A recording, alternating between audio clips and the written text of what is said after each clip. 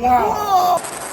Okay, well, we're putting the knuckles on the wings. We've been making these in 4-foot pieces, and this piece and that piece ended up just a hair short to build the knuckle.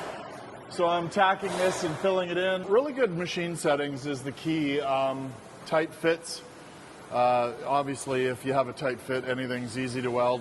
I've had people on the channel ask me, why are you doing so much spotting? Well, as you can see here, there's a big gap here. We're cutting and trying to pull these pieces down so they're tight, but we don't always get them perfectly tight. They could have as much as a, well, maximum I'm trying to stay less than 3/16 of an inch, but 3/16 of an inch on 18 gauge metal is you know, twice as thick almost as the metal itself, the space.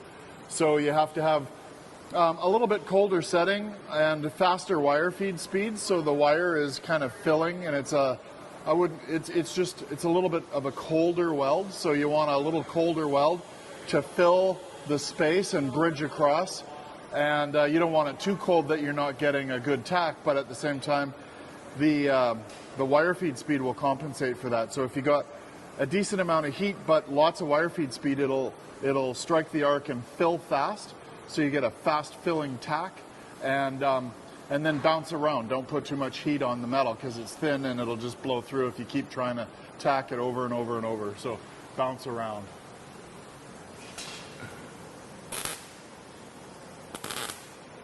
And keep your tacks short. Don't do big, long, heavy, hot tacks. And if you got a, ouch, if you got a big space like this area, I do a little dab on one side and a little dab on the other to build up some meat.